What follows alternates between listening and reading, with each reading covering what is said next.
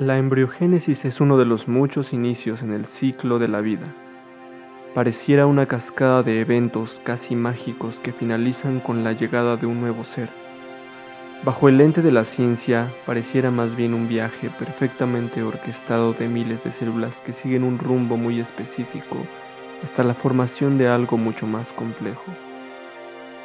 Este viaje fundamental para la vida, guiado por miles de señales químicas e instrucciones genéticas, intriga a miles de personas.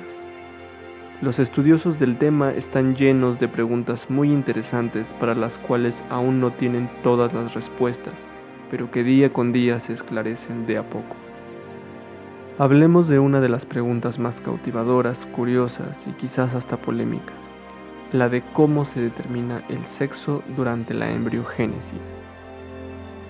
En las clases de biología, normalmente nos enseñan que el sexo viene determinado desde la fertilización por nuestro último par de cromosomas. El par sexual XX si eres mujer o XY si eres hombre. Y ese es el aparente final de la discusión. Llegar a esta conclusión le llevó varios años a la ciencia y no podemos afirmar que sea 100% correcta. Si somos lo suficientemente curiosos, sabremos que la biología está llena de excepciones.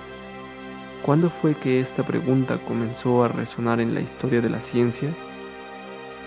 Fue en la década de 1890 que la curiosidad por conocer el proceso de determinación del sexo estaba en auge. Aunque en ese momento no había certeza, las personas suponían que nuestra apariencia y carácter provenían de nuestros padres. Porque tiene sentido, ¿cierto? Pero, ¿qué determinaba si teníamos sexo masculino o femenino? En ese tiempo se tenían todo tipo de ideas y casi todas estaban relacionadas con cuestiones ambientales o incluso sociales.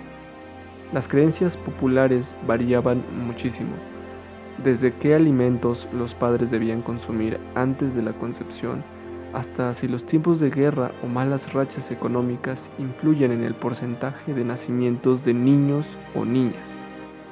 Estas creencias han sido formalmente estudiadas por la ciencia, arrojando resultados interesantes, pero eso se merece su propio video.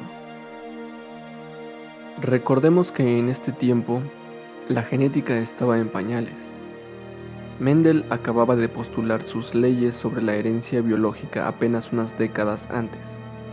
Los cromosomas apenas empezaban a recibir atención y no sería hasta casi 20 años después que Thomas Morgan haría la investigación que le daría el Nobel sobre los mecanismos de la herencia biológica y la herencia ligada al sexo. Sin embargo, para este tema en particular nos compete mencionar a Nettie Stevens, una científica estadounidense convencida de que el sexo estaba determinado desde el momento de la fertilización por los cromosomas. Stevens solicitó una beca para trabajar sobre este tema y fue admitida por Morgan y Edmund Wilson, pero le advirtieron que ellos no pensaban que esa línea de investigación tuviera futuro. Esto es importante porque, al igual que la población en general, muchos genetistas de renombre, como ellos, estaban convencidos de que el sexo se determinaba por causas ambientales. Sin embargo, aún a la fecha este descubrimiento se le atribuye a Morgan y a Wilson. Finalmente, en la primavera de 1905, Stevens descubrió que los gametos de la especie Tenebrio molitor tenían en total 20 cromosomas, con la diferencia de que el gameto masculino tenía 19 cromosomas del mismo tamaño que los cromosomas del gameto femenino y un cromosoma significativamente más pequeño. Este era el cromosoma Y. Generalmente estamos convencidos de que este sistema es el que determina el sexo, pero la ciencia siguió avanzando y, para sorpresa de todos, algunos años después se encontró que algunos hombres presentaban un par XX y algunas mujeres presentaban un par XY.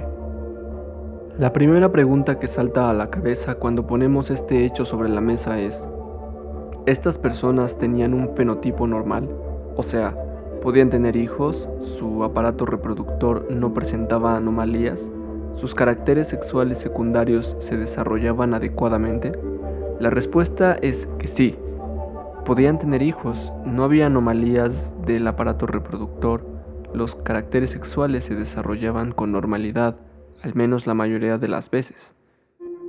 La gran diferencia es que las mujeres que presentaban un cariotipo XY, el cromosoma Y presentaba una deleción en una región muy específica, mientras que en los hombres, con cariotipo XX, al menos uno de los cromosomas X presentaba una porción extra con un peso y longitud muy específicos.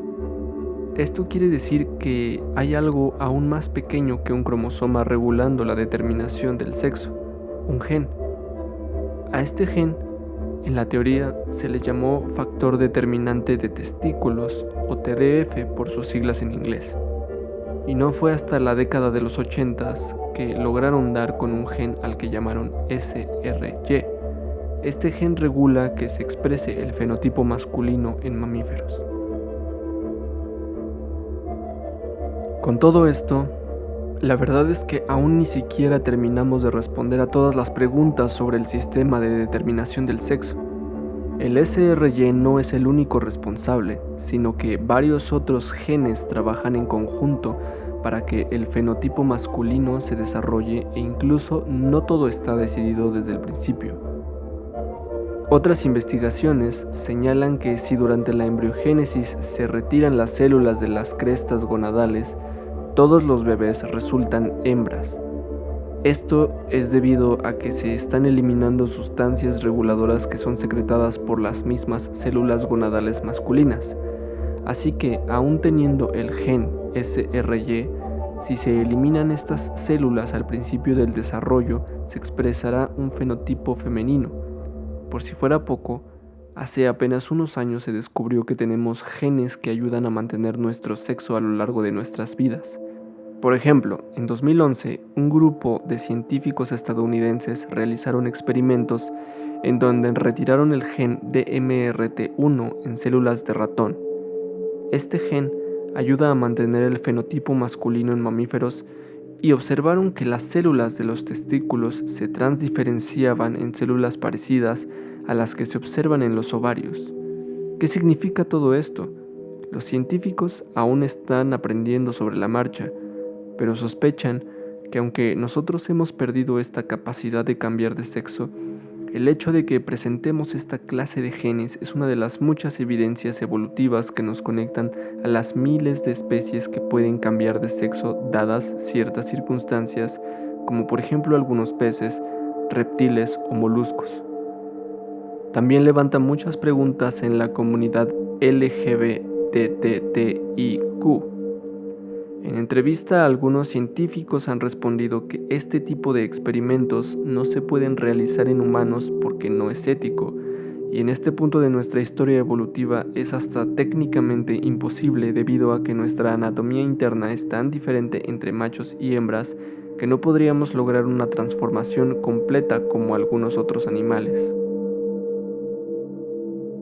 A pesar de no entender al 100% este tema, nos hace pensar en cómo muchas veces definimos este tipo de cosas muy estrictamente, como si todo fuera blanco o negro, pero definitivamente hay una escala de grises.